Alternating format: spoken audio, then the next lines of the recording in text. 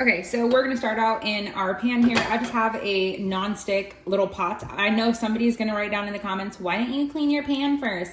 Okay, let me tell you. I cooked up 4 chicken thighs, bone in, skin off, and I boiled them in a little bit of broth, and now I have like a super, this almost looks like gravy. Anyway, we're gonna save that for our stock.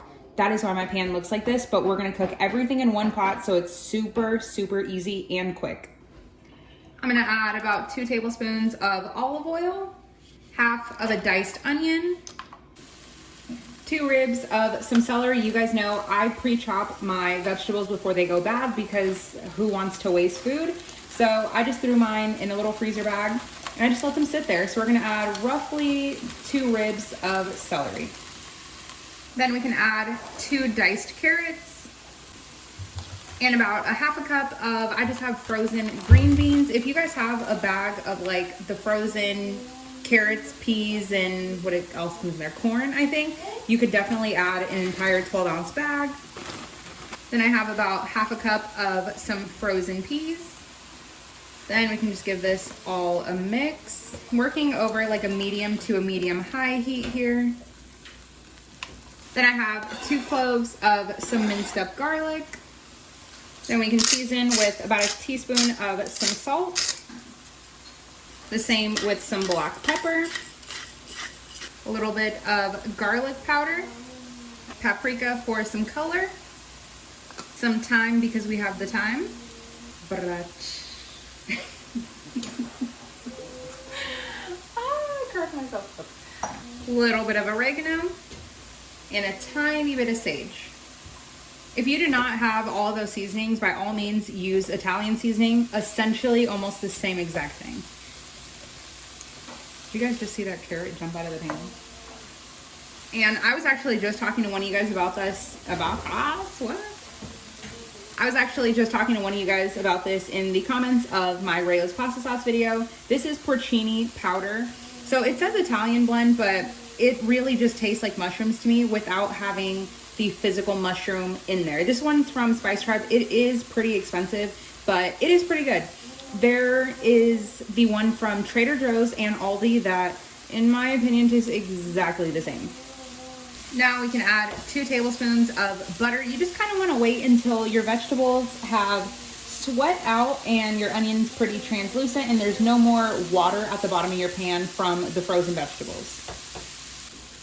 Once you have your 2 tablespoons of butter melted, you want to toss them in your or I guess technically you want to toss your vegetables in that butter. Then we're going to create our roux. Roux is just a mixture of either oil and flour or butter and flour. So in this case, we're using butter. And since I use 2 tablespoons of butter, I'm going to do 2 tablespoons of flour. Whenever you're making a roux, it's always equal parts. Then this is where things start to look clumpy. Whenever it looks clumpy, that means that your roux is doing its job. Now we can add 2 cups of some chicken broth. I like to add about half of it in the beginning and then just kind of break up the clumps that we're looking for and then just add the other half. Now, almost within like 30 seconds to a minute here, you're gonna start to see things get really bubbly and really thick really fast.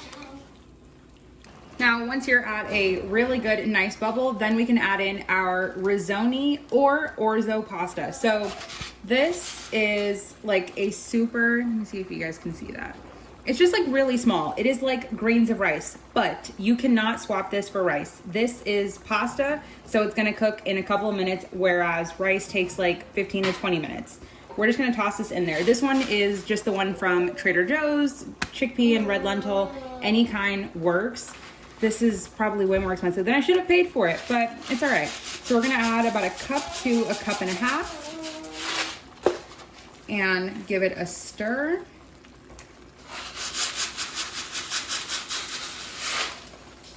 Now, once we have our pasta, we can add our milk. I have 2 cups of milk. This is just 1%, so of course it is gonna be a lot thinner, but that's almost kind of what I want for this because I want it to be soup consistency with still some of that thickness. If you wanted to add a splash of heavy cream, you wanted to do half and half, whole milk, whatever you have, use it. I wouldn't really recommend almond milk though, because that just doesn't sound really good. All right, now we're just gonna wait for it to thicken a little bit and then we should be good. Our rizoni is beautifully cooked in here. Now, our chicken that we talked about earlier, you can use chicken breast. I just tend to use dark meat just because they cook up a lot better and you don't have the tendency to overcook them and make them dry. So we're just gonna fold in all of that. Now, since the chicken is already cooked, we're just wanting it to heat up, so only a couple of minutes here. And at this point is where I really like to go in and taste for salt, pepper, onion, garlic. I like to add the seasonings in the beginning, as always, because I like to toast them, make sure they get well incorporated. But in the end is obviously what your final product is gonna taste like. So if you feel like you need to add more salt, more this, more that, now is the time. I already went ahead and tasted, and I clearly need more salt. I'm gonna add some dried parsley and a little bit of the Trader Joe's 21 seasoning salute. I'm gonna show you guys, I'm gonna try my best to show you guys what is in here. You guys can just pause it. There's so much that's in here, but it really is good. I know there's people who don't buy seasoning blends, and I don't blame you because I am that person who has like 17 million spices, so I can almost make this if I wanted to. But it's just so easy because it's already mixed for you. All right, chicken should be warm now, and then we can serve. Look at how good this looks. I served it in a little ramekin. Now let me tell you what would be even cuter. If you had like a pre-made Pillsbury biscuit, plopped it on top, throw this in the oven. Ooh, perfection. Mini pot pies, but pot pie pasta. How good does that look?